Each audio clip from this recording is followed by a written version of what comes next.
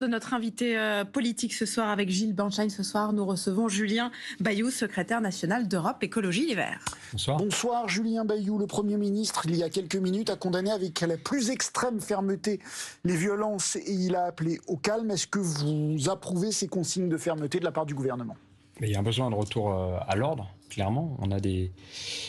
J'entendais Luc Laventure qui intervenait sur ce plateau expliquer très calmement les choses. Des personnes qui voient leur maison incendiée, des personnes qui sont malades et qui sont en soins, enfin qui justement ne peuvent pas accéder aux soins. Donc il y a un enjeu de retour au calme. Et parfois les médecins qui ne peuvent pas accéder aux hôpitaux. Absolument. Moi, ce que j'aimerais qu'on entende, c'est qu'on n'est plus uniquement sur la question de la crise sanitaire ou de la mobilisation contre la vaccination des soignants. On est sur presque un appel au secours de la Guadeloupe qui réclame de la dignité, de l'attention.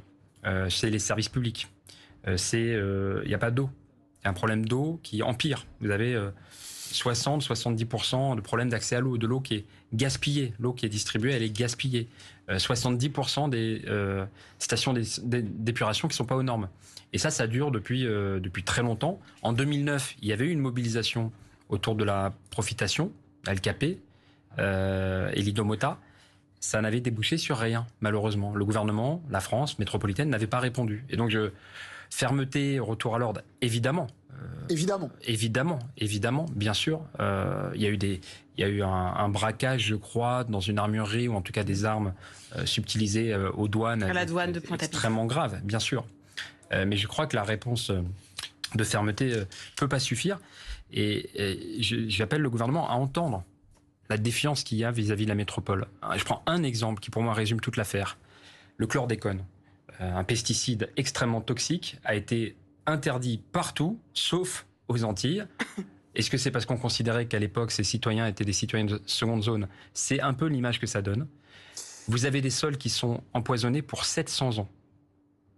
700 ans, des cancers de la prostate record du monde, et une demande toute simple, la gratuité des tests sur la maladie qui en découle, et c'est un refus. Mais peut-on se prévaloir de cette impéritie de l'État que plus personne ne conteste ? Est-ce qu'on peut se prévaloir de cette défaillance de l'État pour refuser la vaccination ? Non, mais je crois vraiment qu'il n'y a plus de lien. D'ailleurs, il me semble... Luc Laventure que vous citiez disait s'il y a un lien. Je parle de la vaccination des soignants. De la vaccination en général. Parlons de la vaccination en général. Beaucoup se disent... Ça a été dit de manière... Il se trouve que j'ai pu écouter l'intervenant. Il disait il y a cette défiance depuis Paris. Et le fait qu'on ait imposé le chlordécone, que c'était maintenu, cancer de la prostate, 700 ans de sol pollué. Et toujours au nom du Paris nous a dit que c'était très bien. Comment vous restaurez cette confiance ? Les États-Unis à côté l'ont interdit bien avant, et la France, un peu comme avec l'amiante en fait, a continué parce que c'était bon pour les intérêts pécuniers d'une poignée de producteurs. Personne ne nie ça, mais peut-on se prévaloir ? Excusez-moi, pardon, je suis en complet désaccord avec vous. Emmanuel Macron, président, de manière parfaitement irresponsable, et c'était une provocation, a dit « Je suis pas certain que le chlordécone soit cancérigène ».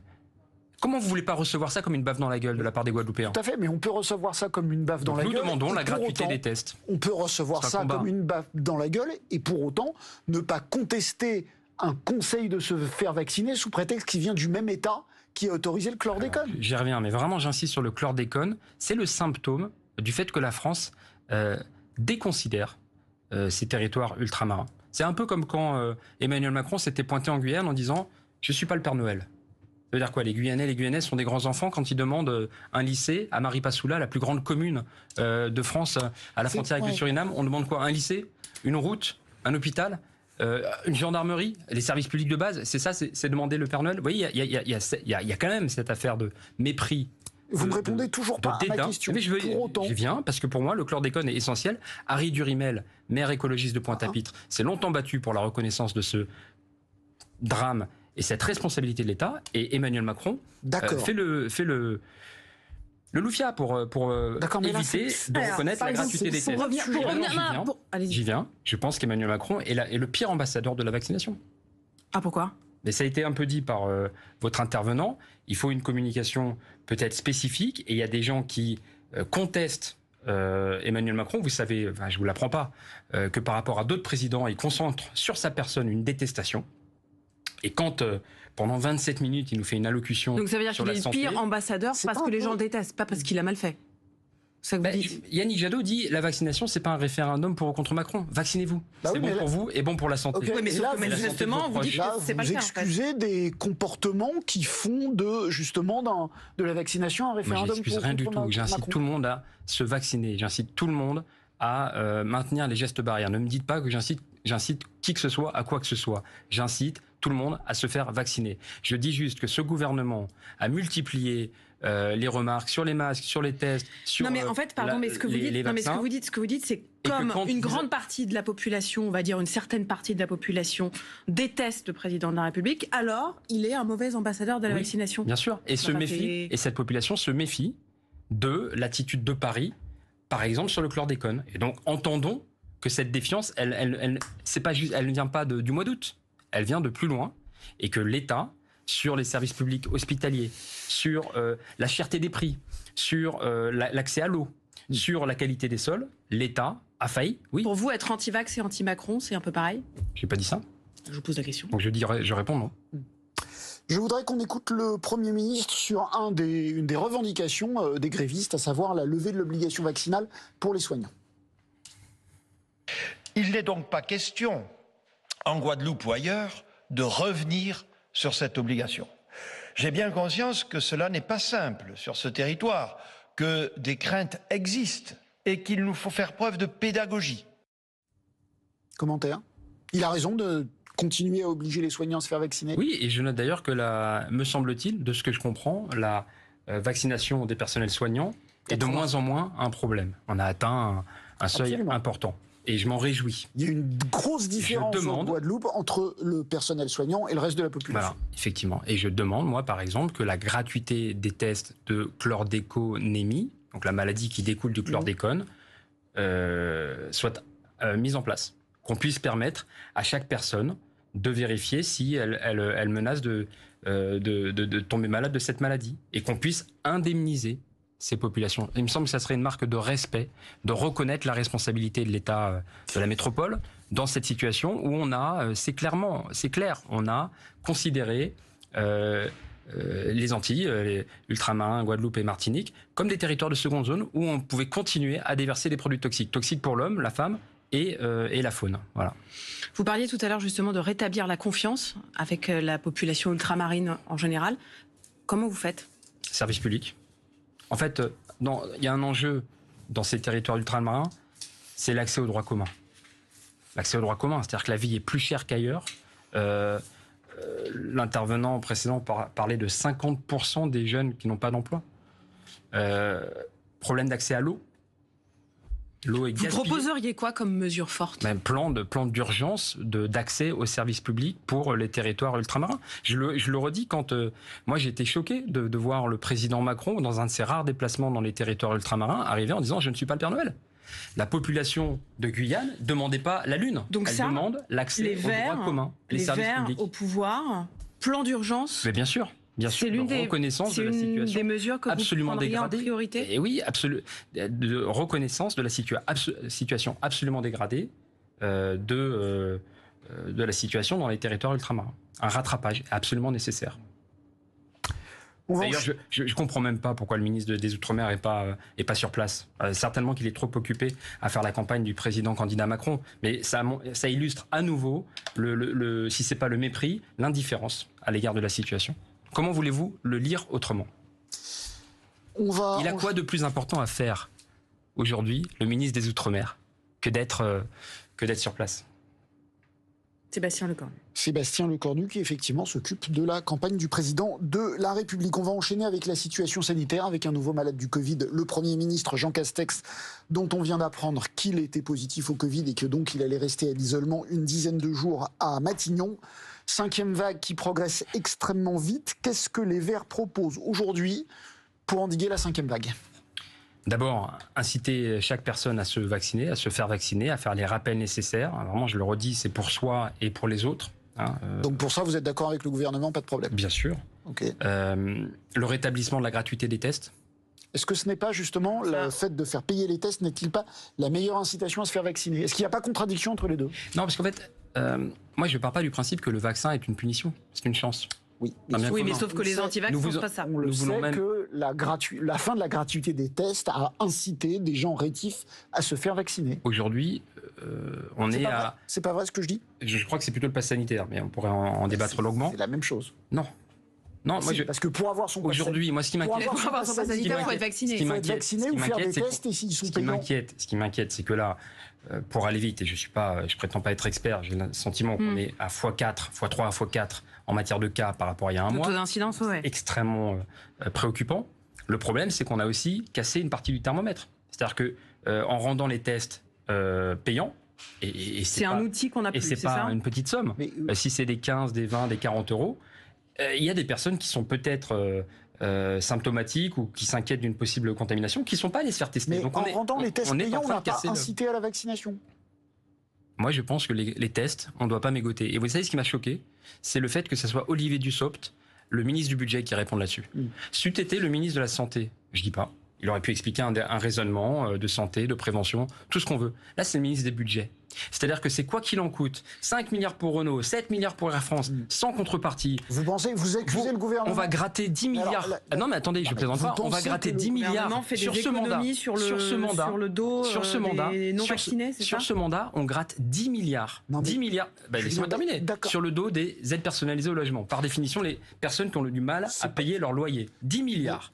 10 milliards. D'accord, je comprends, mais est-ce que on complique la vie avec la réformation, c'est précisément le sujet. On complique la vie avec les assurances chômage pour gratter 1 milliard d'euros en précipitant des familles dans la misère. Et là, on nous dit, oh là là, c'est le ministre des Comptes publics qui dit, non mais les tests, il faut les rendre. Vous accusez le gouvernement de mégoter sur la santé. Oui, absolument. Vous accusez le gouvernement d'avoir mis fin à la gratuité des tests, non pas pour inciter les gens à se faire vacciner, mais pour économiser de l'argent? Sinon, ça n'aurait pas été le ministre des Comptes publics qui répond. C'est pas un peu de démago, ça? Non. Moi, je dis que le quoi qu'il en coûte sur les entreprises ne se retrouve pas dans le soutien aux infirmiers et aux infirmières, clairement. Sinon, il n'y aurait pas de manifestation le 4 décembre que nous soutenons, la vaccination des soignants et des soignantes le 4 décembre. Nous demandons un effort de rattrapage sur l'hôpital. Toutes ces personnes qui se succèdent aujourd'hui pour dire qu'il faut soutenir... On est d'accord que c'est pas la même chose. Hein? On est d'accord que c'est pas la même chose. L'hôpital... Vous vous souvenez de ce discours de mars 2020 d'Emmanuel Macron, la santé ne doit plus être une marchandise. Eh bien... Ne cassons pas le thermomètre, rendons à nouveau les tests gratuits, tout simplement. Une des clés, c'est le respect des gestes barrières. Est-ce que Yannick Jadot, donc question à la frontière de la politique et du sanitaire, est-ce que Yannick Jadot s'apprête à faire une campagne à distance, sans bain de foule? Est-ce que tous les candidats, vous devez vous préparer à ce genre de campagne électorale? Oui, bien sûr, on fera une campagne exemplaire, comme on l'a fait pendant les régionales. On prendra toutes les mesures nécessaires, respect des gestes barrières. C'est des déplacements qui sont en plein air, qui limitent un peu les effets de contamination. Si les jauges des meetings sont réduites, on s'adaptera, évidemment, bien sûr. Donc toute décision de rendre la situation de la vie quotidienne plus sévère, a priori, si la situation sanitaire l'impose, vous n'êtes pas contre? Moi, ce qui m'importe, c'est que ça soit concerté. Si vous voulez, la difficulté qu'on a dans ce pays, c'est qu'on a un président qui décide de tout, tout le temps, tout seul. Tout le temps. Pour tout le monde. Vous aviez l'exemple le plus caricatural, c'est 6 semaines de discussion sur le pass sanitaire à l'Assemblée et au Sénat, et c'est même pas le Conseil des ministres qui décide, c'est le Conseil de défense. Une instance qui n'existe pas, où le président a nommé qui il veut, et du coup il annonce son choix. Et ensuite... Qui est soumise au secret. Et en plus, oui. Et il en tire 27 minutes d'allocution d'un président, en candidat, hein, qui fait son bilan, qui parle de je sais pas quoi, etc. Donc, moi, ce qui me gêne profondément, c'est que on a besoin, on voit bien qu'il y a une fatigue, on voit bien que la population est épuisée, inquiète à l'idée d'un possible reconfinement ou de mesures plus strictes. Ça doit se passer dans la concertation. On a besoin de clauses de revoyure. Le pass sanitaire, oui, évidemment, bien sûr, c'est une maigre atteinte aux libertés pour en éviter des plus grandes encore, un nouveau confinement, par exemple. Mais pourquoi dire c'est jusqu'en juillet? Pourquoi c'est le président qui décide de tout seul? Le Parlement, l'Assemblée, le Sénat, ça suffit pas. Je crois qu'on a besoin vraiment de favoriser ce dialogue. Et c'est de cette délibération qu'on peut, j'espère moi, espérer une meilleure adhésion Quand c'est imposé, il y a un doute, effectivement. Puisque vous parlez du Conseil de défense sanitaire, il y en a un justement qui va avoir lieu mercredi. On attend la pitié. Est-ce que vous en attendez quelque chose? Parce que vous l'avez dit vous-même tout à l'heure, les taux d'incidence augmentent. Est-ce que vous attendez des mesures, des annonces de mesures de la part du gouvernement? Écoutez, nous, ça fait 1 an et demi, les écologistes, qu'on demande par exemple le fait qu'on libère les brevets pour pouvoir produire plus et moins cher, éviter tous ces profits que font les firmes pharmaceutiques. Ça, c'est pour la vaccination à l'étranger. Et permettre la vaccination à l'étranger. Parce qu'il n'y a pas de problème de dose en France. Non, mais il y a un lien. On sait maintenant, désormais, qu'il y a comme une seule santé, qu'il y a un lien entre la santé des écosystèmes, de la faune et des humains, et même entre les humains du bout du monde, parce que avec la meilleure stratégie vaccinale qui soit en France ou en Europe, si on laisse des poches de pauvreté extrême, comme en Afrique du Sud, au Mexique, au Brésil et ailleurs, eh bien, peuvent surgir de nouveaux variants qui mettent à mal cette stratégie vaccinale. Nous disons depuis 1 an et demi, libérons les brevets. Et à chaque fois, on nous dit, non, mais en fait, vous savez, ça prend 3 à 6 mois pour redémarrer des chaînes de production. Ben, résultat, ça fait 1 an et demi. Nous disons depuis 1 an et demi, réinvestissons dans l'hôpital public. Au contraire, on a fermé des lits. Nous disons, formons... C'est pas l'objet du Conseil sanitaire. La question portait sur le Conseil sanitaire. Oui, mais moi je vous parle de notre réponse au temps long. Et que ça fait 1 an et demi qu'on propose ces solutions et qu'elles sont balayées au motif que ça ne se fait pas en un claquement de doigts. Aujourd'hui, on a perdu 1 an et demi sur l'adaptation des bâtiments scolaires, sur l'installation de purificateurs d'air et de capteurs de CO2. Parce qu'y compris, on a eu un ministre de l'Éducation qui doutait ou qui demandait des études complémentaires quand toutes ont confirmé que le fait de aérer quand il y avait trop de CO2, c'était meilleur pour la santé des enfants. Le télétravail. Quand est-ce qu'on fait enfin du cadencement et renforcer les transports en heure de pointe en Ile-de-France? Nous le réclamons depuis 1 an et demi. Au contraire, on n'est même pas arrivé à revenir à l'offre initiale. Si bien que vous avez à nouveau des transports bondés, et évidemment, c'est plus compliqué pour lutter contre... Enfin, comment vous voulez faire les gestes barrières dans un RER ou un TER bondé? Tout ça, nous le disons depuis 1 an et demi. Donc la question n'est pas, la réponse n'est pas uniquement sur un conseil de défense en 20 minutes de manière archi-ponctuelle. Il y a bien un enjeu de s'adapter pour éviter ces contaminations et cette situation. Nous rejoignons pleinement la mobilisation des soignants du 4 décembre. Yannick Jadot a lancé dans le JDD un appel, on parle de politique désormais, Yannick Jadot a lancé un appel à Anne Hidalgo. Pardon ? Oui, non, c'était très politique avant sur la santé. Je savais que vous alliez me dire ça. Yannick Jadot a lancé un appel à Anne Hidalgo dans le JDD, on le voit là, je dis au PS, rejoignez-nous. Concrètement, ça veut dire quoi ? Nous portons un projet écologiste et... Jusque-là, on est d'accord ? C'est assez clair. Moi, je pense qu'il n'y a plus que 3 projets sur la table. Les fachos, l'extrême droite, pardon, les conservateurs, l'écologie. Passé, présent, avenir. Le passé fantasmé de l'extrême droite, l'Algérie française et les femmes à la maison. Même pas Mélenchon. Non. Mélenchon et vous, c'est pareil. Je pense que les différentes familles, on le voit d'ailleurs, sont en train de tâtonner pour se positionner. D'accord, donc vous leur dites concrètement renoncer à notre profit. J'y viens. Dans la sociologie politique classique, on dirait les réacs, les conservateurs et les progressistes. Okay. Le nouveau progressisme, c'est l'écologie. Je le veux pour preuve. Yannick Jadot est le seul, et moi j'en suis fier, à dire ces 4000 personnes qui sont dans la difficulté à la frontière polonaise, ne disons pas que c'est l'Europe qui est menacée. Organisons l'accueil. Venons en soutien à la Pologne et soyons fermes à l'égard de la Biélorussie. Olivier Faure a dit ici même qu'il fallait les laisser rentrer. Ah bah tant mieux, je m'en réjouis, parce que c'était pas la première réaction. C'est une bonne nouvelle. Je crois qu'il n'y a que Yannick Jadot qui a pu parler d'une voix forte sur le sujet. Ok, donc cet appel qu'on va peut-être revoir, qu'est-ce que ça veut dire ? Et donc nous disons très simplement, s'il y a plusieurs candidatures et plusieurs projets, bon tact. S'il y a des gens qui veulent dire que le mandat Hollande, il était super et qu'il en faut un deuxième, parfait, allez-y. C'est la démocratie. Si la remontada a une quelconque traduction en français... Donc le premier, c'était pour Hidalgo, là c'est pour Arnaud Montebourg, je traduis. Si la remontada, ça veut dire quelque chose, moi aujourd'hui je ne sais pas. Mais si ça veut dire quelque chose, eh bien présentez-vous au suffrage, c'est la démocratie. Si par contre il y a des convergences possibles, et moi je pense qu'il y en a, notamment le PRG, le Parti radical de gauche, a appelé à une plateforme commune. Oui, alors, mais le PS va mal, mais le comparer au PRG, c'est quand même ça, là, pour le coup, c'est méchant. Moi, je respecte surtout cette vieille maison. Ils ont formulé... non, mais je parle de la vieille maison. Non, mais la SFIO aussi. Oui. Mon grand-père était à la SFIO, donc moi, je n'ai pas aucun dédain du tout là-dessus. Voter l'abolition de la peine de mort. Bon, bref... Le PRG, par exemple, a fait un appel à une proposition de plateforme commune. Moi, j'ai répondu, je crois qu'il l'analyse ce soir.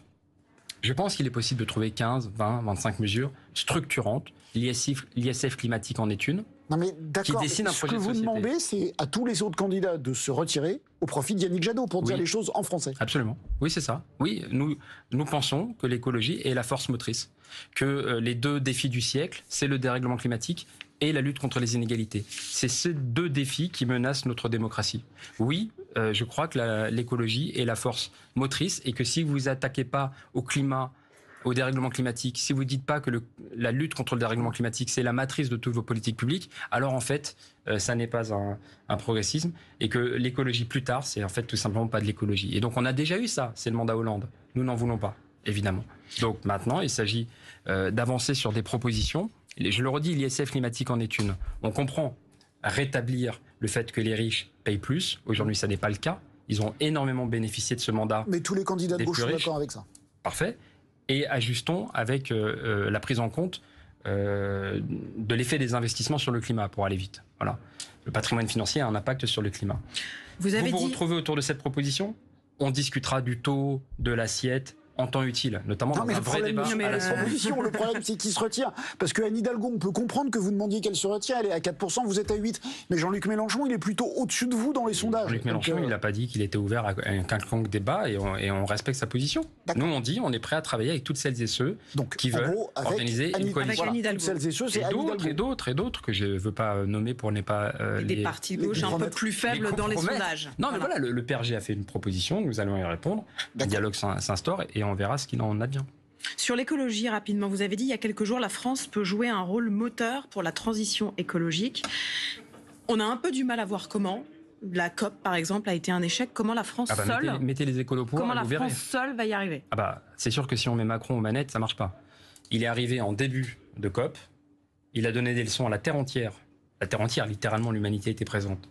Mais pardon, mais Jadot à la COP, il fait quoi? Alors, excuse-moi. Alors qu'il venait de se faire condamner par la justice de son propre pays dans le cadre de l'affaire du siècle pour ne pas avoir tenu ses engagements, carence dans la protection de la population à l'égard du dérèglement climatique, c'est pas rien.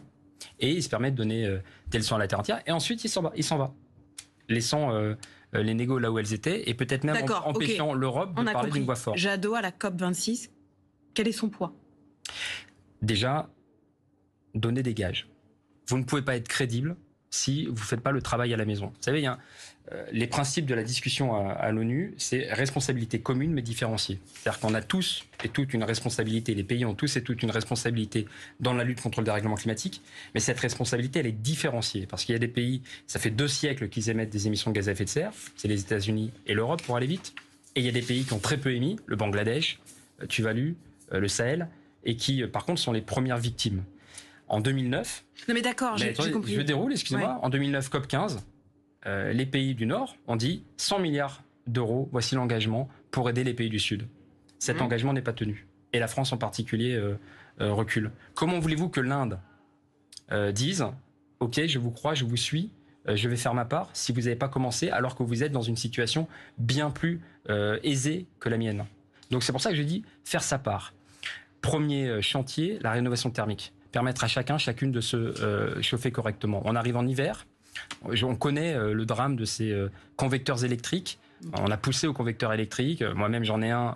Je ne sais pas à quel niveau va monter la facture. Et on hésite entre chauffer toutes les pièces ou la santé des enfants ou les loisirs. Bon, la rénovation thermique, 0 avance, 0 reste à charge, comme le préconise la Fondation Abbé Pierre, la Convention citoyenne pour le climat d'ailleurs.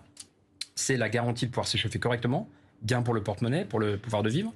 C'est moins d'émissions de gaz à effet de serre, moins d'émissions de particules fines, c'est bon pour la santé, et un Eldorado d'emplois non délocalisables, des emplois verts. C'est la Fédération française pour le bâtiment qui le réclame également. Nous le ferons. Voilà. On va changer de sujet totalement. Il y a quelques jours, Yannick Jadot s'est dit sans ambiguïté, c'était sa formule, je crois que c'était sur BFM TV, sans ambiguïté en faveur de la suppression des méthodes d'abattage rituel. Il a ensuite précisé sa pensée, donc je vous propose de l'écouter. Qu'il n'y ait pas d'ambiguïté. Les religions peuvent avoir leur tradition, y compris leur abattage. Mais cet abattage ne peut pas s'exonérer des règles du bien-être animal et notamment de l'indispensable étourdissement. Ça a toujours été ma position, ça le restera. Ici, il se trouve qu'il y a ambiguïté, quoi qu'en dise Yannick Jadot, parce que et les musulmans et les juifs disent que pour que la viande soit halal dans un cas ou cachère dans l'autre, l'animal ne doit pas être étourdi. Qu'est-ce que vous dites? Abattage rituel? C'est variable. Aujourd'hui, la loi en France dit abattage, étourdissement avant abattage, et fait effectivement une dérogation pour les pratiques rituelles. Maintenant, que vous abolirez? Abolition, enfin... Non, nous on veut forcer personne, on veut organiser un dialogue, parce qu'il se trouve que c'est possible, en respectant les textes, les rituels, les rites, d'organiser étourdissement avant abattage. Que ce soit dans l'islam, l'Indonésie par exemple le pratique. Oui, certains pays le font, l'Indonésie le fait, la Jordanie le fait. C'est pas des petits pays. L'Indonésie, c'est là qu'il y a le plus de musulmans au monde. Un certain nombre de musulmans, il se trouve qu'on a appelé quelques mosquées, on a appelé un rabbin, un certain nombre de musulmans disent, pour que la viande soit halal, l'animal ne doit pas être étourdi. D'autres ne le font pas. Engager ce dialogue pour pouvoir concilier la pratique du culte, évidemment, la cacheroute ou le côté halal de la viande, avec le respect du bien-être animal. Dans la shéita juive, dans le respect ça doit être le Deutéronome ou Lévitique, il y a une notion de respect de l'animal. D'ailleurs, pour ça qu'on...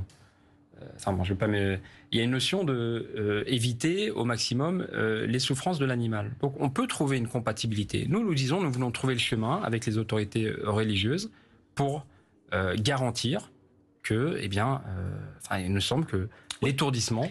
Et si ça ne marche pas, si ce dialogue ne marche pas, est-ce que vous imposerez quelque chose? Non, on n'est pas à ce stade dans la logique d'interdire ou d'imposer. Nous disons qu'on peut trouver un chemin, puisque ça existe dans d'autres pays.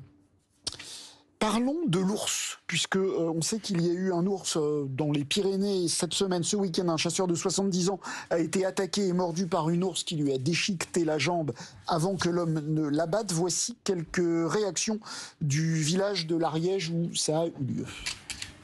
Ça devait arriver de toute façon. Mais bon, les chasseurs, ils le cherchent un peu aussi. Pourquoi ça devait arriver, vous dites ça? Parce que plusieurs fois, il y a des randonneurs qui ont été poursuivis ou qui ont vu l'ours d'assez près, qui ont eu très peur. Au début, il y en avait moins, ça se passait bien. Et maintenant, ça pourrait y faire. Il y a trop d'ours pour moi. Voilà, pour moi, il y en a trop. D'ours, a dit cet homme avec l'accent de Jean-Michel Apathy. Est-ce que c'est pas un exemple de l'écologie déconnectée de la vie des gens? L'ours tue du bétail, on le sait, et là, une ours a blessé, ça aurait pu être mortel, a blessé un chasseur.